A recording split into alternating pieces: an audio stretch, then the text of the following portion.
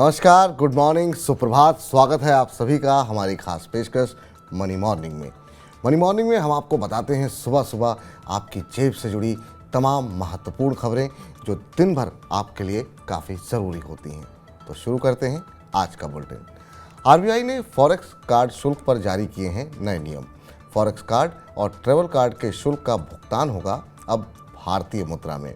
RBI के इस निर्देश के बाद यूजर्स को शुल्क भुगतान करने में होगी आसानी।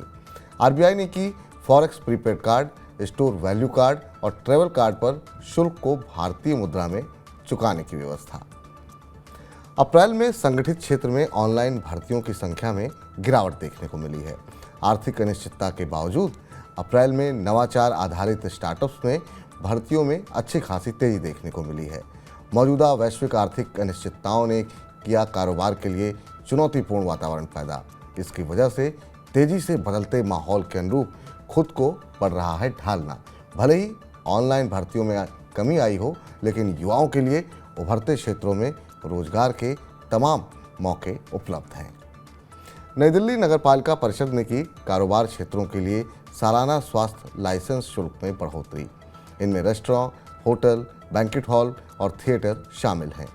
5 स्टार होटल के लिए फीस में की गई है सबसे ज़्यादा 5300 रुपये की बढ़ोतरी। गेस्ट हाउस के लिए स्वास्थ्य लाइसेंस शुल्क में की गई है 2300 रुपये की बढ़ोतरी।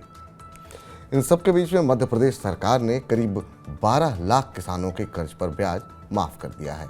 2123 करोड़ रुपए के प्रस्ताव को मंजूरी दी गई है। ऋण राशि और ब्याज दोनों मिलाकर 2 लाख रुपए से कम है। उन किसानों को किया जाएगा योजना में शामिल। मुख्यमंत्री शिवराज सिंह चौहान ने पिछले साल ही ये घोषणा की थी। उन किसानों के कृषि ऋण पर लागू ब्याज को माफ़ किया जाएगा जिन्होंने पिछली कांग्रेस के वादे के कारण नहीं चुकाया था अपना ऋण। विदेशों में प्रॉपर्टी खरीदने वालों पर आरबीआई ने अपनी निगरानी बढ़ा दी है। कुछ लोग ओवरसीज डायरेक्ट इन्वेस्टमेंट रूट का उपयोग करके विदेशों में खरीद रहे हैं रियल एस्टेट संपत्ति। अमीर भारतीय कंपनी या फैमिली ऑफिस बनाकर एलआरएस नियमों का कर रहे हैं उल्लंघन। भारतीय एलआरएस और ओडीआई के जरिए भेज सकते हैं विदेश में पैसा। गोपनीयता के उल्लंघन को लेकर व्हाट्सएप की जांच करेगी सरकार। स्मार्टफोन के माइक्रोफोन को एक्सेस करके जासूसी करने का है व्हाट्सएप पर आरोप। सरकार करेगी निजी सूचना की गोपनीयता के कथित उल्लंघन की जांच। ट्विटर के प्रमुख एलन मस्क ने भी इस विषय पर चिंता जताई।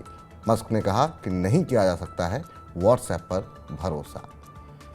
दिल्ली में कैब एग्रीगेटर डिलीवरी सर्विस कंपनियों के लिए नियमों के ड्राफ्ट को मंजूरी दे दी गई है। मुख्यमंत्री अरविंद केजरीवाल ने ये नीति को मंजूरी दी है। ड्राफ्ट को अंतिम मंजूरी के लिए उपराज्यपाल के पास भेजा गया है। अंतिम रूप देने से पहले परिवहन विभाग जनता की प्रतिक्रिया लेगा। नए नियमों से यात्री सुरक्षा को मिलेगी प्राथमिकता। भारत दुनिया की तीसरी सबसे बड़ी अर्थव्यवस्था बनने की राह पर है। 2014 में 10 सबसे बड़ी अर्थव्यवस्था में शामिल था भारत और आज 5वीं सबसे बड़ी अर्थव्यवस्था बन चुका है भारत। 2030 तक तीसरी सबसे बड़ी अर्थव्यवस्था बनने का लक्ष्य है। भारत में विभिन्न क्षेत्रों में व्यापार के अपार अवसर उपलब्ध हैं। सरकार ने देश में निवेश करने के इच्छुक निवेशकों को दिया है पूर्ण समर्थन देने का वादा। डीजल वाहनों पर रोक लगाने संबंधी प्रस्ताव को अभी सरकार ने नहीं दिया है स्वीकार। पेट्रोलियम मंत्रालय को मिल गई है ऊर्जा बदलाव पर गठित समिति की रिपोर्ट। भारत सरकार को अभी नहीं मिली है समिति की रिपोर्ट। रिपोर्ट में अगले 10 वर्षों में शहरी इलाकों में कोई भी नई डीजल बस न चलाने का है प्रस्ताव। भारत वर्ष 2070 तक शुद्ध शून्य उत्सर्जन का लक्ष्य हासिल करने के लिए प्रतिबद्ध है। रियल एस्टेट की अटकी परियोजनाओं के प्रमोटर्स पर लगाई जानी चाहिए आजीवन पाबंदी। मकान खरीदारों के मंच एफपीसीआई ने ये सुझाव दिया है। फंड की हेराफेरी और परियोजनाओं को अव्यवहारिक बनाए जाने के कारणों का पता लगाने के लिए होना चाहिए फॉरेंसिक ऑडिट। केंद्रीय आवास और शहरी मामलों के मंत्रालय ने अटकी पड़ी परियोजनाओं पर अमिताभ कांत की अध्यक्षता में गठित की है समिति। जयप्रकाश एसोसिएट्स ने की 3,956 करोड़ रुपए का कर्ज चुकाने में चूक। कंपनी के ऊपर कई बैंकों का कर्ज बकाया है। कंपनी ने कर्ज में कमी लाने के लिए कंपनी ठोस कदम उठा रही है। जेपी एसोसिएट्स का पूरा कर्ज है अभी पुनर्गठन के अधीन। भारत में विकसित होंगे इलेक्ट्रिक हाईवेज, इलेक्ट्रिक राजमार्ग के विकास पर कई कंपनियों के साथ चल रही है चर्चा। केंद्रीय सड़क परिवहन और राजमार्ग मंत्री नितिन गडकरी ने ये जानकारी दी। सरकार का टिकाऊ विकास ही है अंतिम लक्ष्य। परिवहन क्षेत्र में कम लागत वाली, प्रदूषण मुक्त और स्वदेशी टेक्नोलॉजी के विकास की आवश्यकता है। जेएसडब्ल्यू ग्रुप की कंपनी जेएसडब्ल्यू इंफ्रास्ट्रक्चर ने आईपीओ के लिए बाजार नियामक सेबी के पास जमा कराए हैं दस्तावेज। कंपनी की आईपीओ से 2800 करोड़ रुपए जुटाने की योजना है। बंदरगाह कारोबार से जुड़ी जेएसडब्ल्यू इंफ्रास्ट्रक्चर कम खर्च करने और क्षमता विस्तार पर आईपीओ से जुड़ी हुई राशि जो मिलेगी उसका इस्तेमाल करेगी।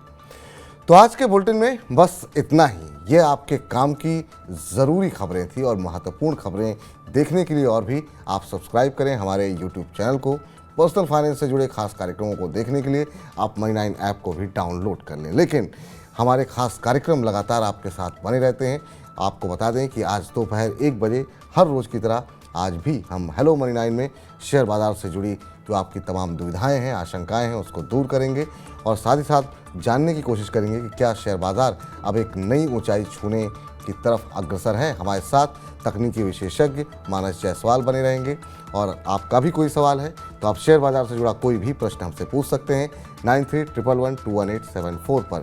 ये इसलिए महत्वपूर्ण हो जाता है कि अमेरिका में महंगाई दर के आंकड़ों के बाद अब बाज़ार की दिशा कैसी रहने वाली है। इसके साथ ही अब आपको जैसा पता ही है कि हेलो मनी 9 अब हम दिन में 2 बार लेके आते हैं। शाम को हम 4 बजे आपके प्रश्नों के उत्तर देंगे प्रॉपर्टी से जुड़े मसलों पर और ख़ास तौर से जो विषय पे हम बातचीत करेंगे कि आखिर में महंगे घरों की मांग काफ़ी तेज़ी से क्यों बढ़ रही है। हमारे साथ अभिनव जोशी जी होंगे, head of research CBRE India के, आपके प्रश्नों के उत्तर देने के लिए। अगर प्रॉपर्टी से जुड़ा कोई भी सवाल है तो 9311211874 पर आप उसी नंबर पर आप हमें जो है प्रॉपर्टी से जुड़ा हुआ भी सवाल पूछ सकते हैं। तो फिलहाल इस कार्यक्रम में इतना ही। आप लगातार मनी 9 के साथ बने रहिए। कल सुबह फिर आपसे मुलाकात होगी, लेकिन तब तक आप लगातार मनी 9 के साथ अपनी जेब से जुड़ी तमाम छोटी बड़ी खबरें देखते रहिए। इजाज़त दीजिए, नमस्कार।